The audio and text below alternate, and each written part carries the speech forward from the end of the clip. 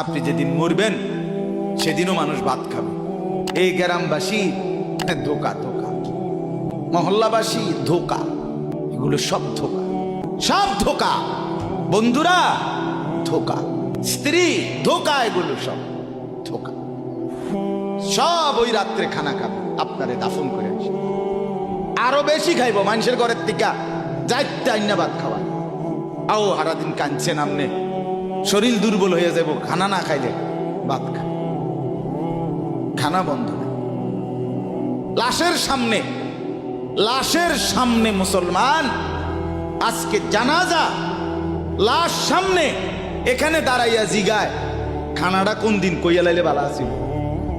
কি আহা আহা, মানুষ কার জন্য শিক্ষালেন?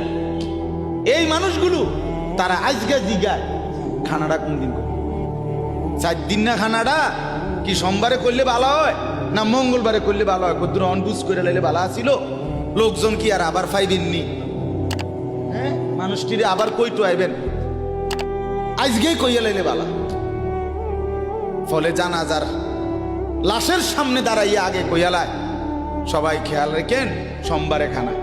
আহ, এর নাম দুনিয়া, এর নাম